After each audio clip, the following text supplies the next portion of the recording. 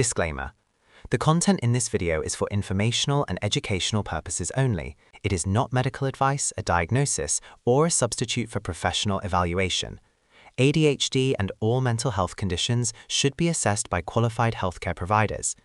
This video discusses general trends, cultural factors, and publicly reported information.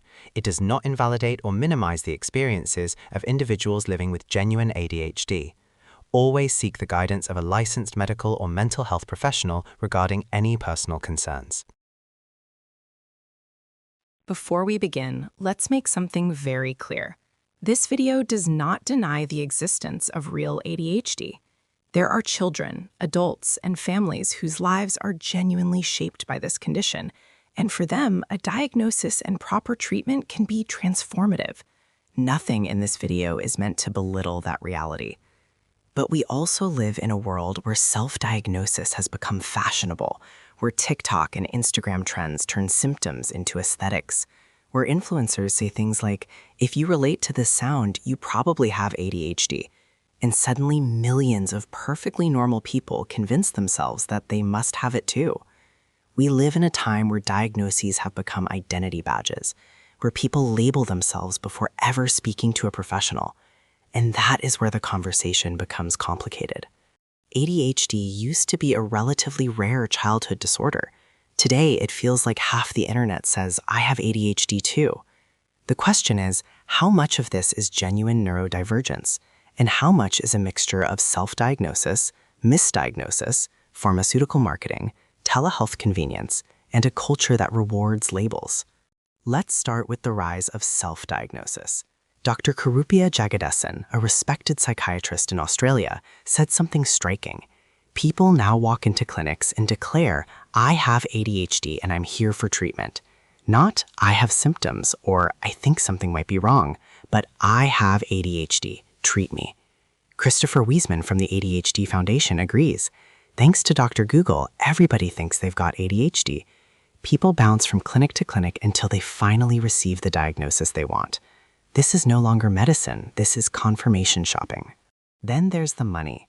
ADHD is one of the most profitable diagnoses in the world. Think about it, a condition often diagnosed in childhood, considered lifelong, with no cure, and potentially requiring medication for decades. Pharmaceutical companies fund a massive portion of ADHD research, conferences, education, advocacy groups, travel and hospitality for specialists, and awareness campaigns. Ray Moynihan, a journalist who studies the relationship between medicine and profit, warns that ADHD is an ideal target for industry expansion because its symptoms often blur with normal life. And when companies are helping pay your bills, you are naturally more sympathetic to them. This doesn't make doctors bad people. It makes the system structurally biased. On top of that, we have the rise of fast-track ADHD clinics. Many operate entirely online, offering diagnosis and medication in a matter of days, for a price. Some charge up to $3,000 just for an assessment. Some doctors earn close to $1 million a year in these centers. Professor Ian Hickey asks his colleagues, when someone pays $2,000 to get a diagnosis, how often do you say, no, you don't have ADHD? The answer, not often. And of course, it would destroy their business model. But the conversation doesn't end with money. There is also a cultural shift happening. Many people truly suffer, not necessarily because of a neurological disorder, but because modern life is becoming unbearable for the human brain.